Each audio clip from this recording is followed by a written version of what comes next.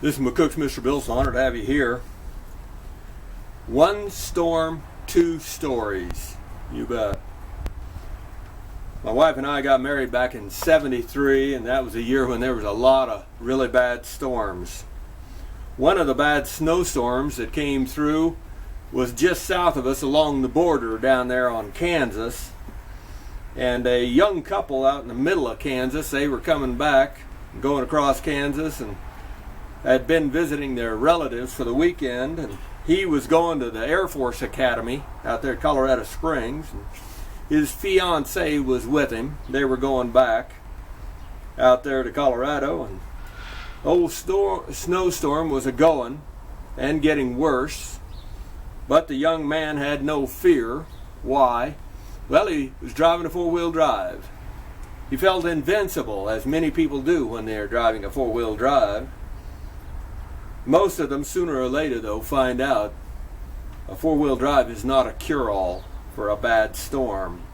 And you can get stuck even in the mud real easy with a four-wheel drive if you ain't careful.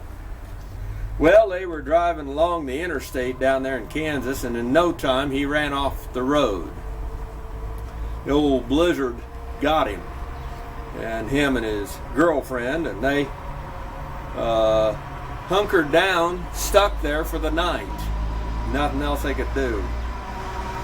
The next day the storm kind of slowed down, so the road crews came back out, and they found his pickup. Went up there, and of course both of them had frozen to death because they were lightly dressed. They didn't have a plan B. They both died. That's the first story. The second story is that same day, and about a mile down from where they were found dead, there was another vehicle that had run off the road, and it was a van, just an old beater van. Now that man I knew because he'd come up here to our black powder shoots, and he lived in that van quite often and did a lot of camping in it.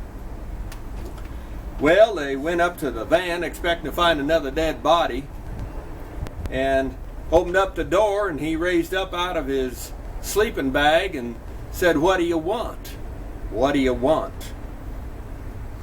He had put on his heavy clothes and crawled inside a great big thick heavy sleeping bag, and he survived the night. He survived the night. Two stories, one storm. Which one do you want to be? Now I know they'll tell you to throw a little car blanket in your car for safety. You really think this little flimsy thing's going to get you through a night when the blizzard's raging outside your car? Really? Really? And of course some people, they opt for a little bit heavier blanket. Anything's better than nothing. But that still isn't quite enough in my opinion. Now, if you put the two together, you might actually have something. You might. But when you can go to a yard sale, and buy a good, heavy-duty sleeping bag for $5 bill, for $5, rest assured, is your life worth $5. And if you're going to have 2 or 3 people in there, it wouldn't hurt to have 2 or 3 sleeping bags. It's that simple. And again, you don't have to buy the brand new ones that cost $30 bill. Yard sales are full of them. Save your life. Have a sleeping bag in your car. And not just that, get you some rain gear. The old ponchos. Even if push came to shove, you could crawl inside that. And that will hold body heat. That would hold body heat. You need things like that. You bet. And what else have I got in here? Here's another poncho. If there's 2 of you, you need 2 ponchos, theoretically.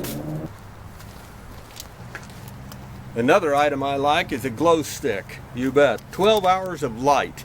So you don't have to run your battery down having light on there.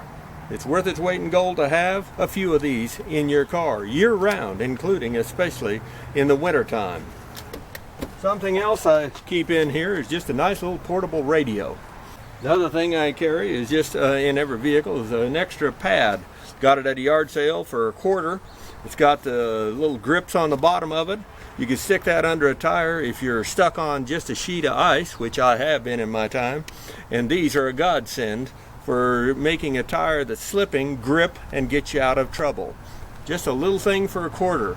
But when you're stuck on ice, what would you pay to have something like this?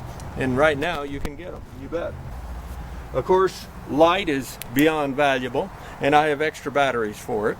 You have that. And if you want to see what's going on, even though in a snowstorm you're probably not going to see very far, but this 16 power binocular says there's something out there. It might give you the chance to alert someone else that you're there. You bet.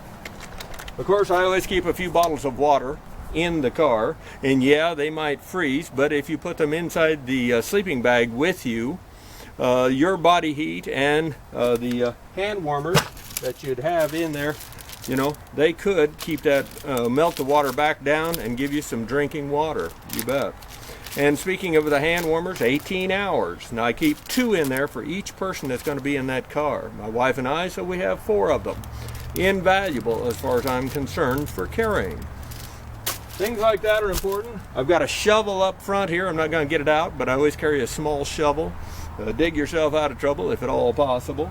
And there's all sorts of other things that you can get, and maybe you can customize your own storm kit, your Plan B kit, and you change it from summer to winter. Well, it's getting to be winter, so it's time to consider changing it.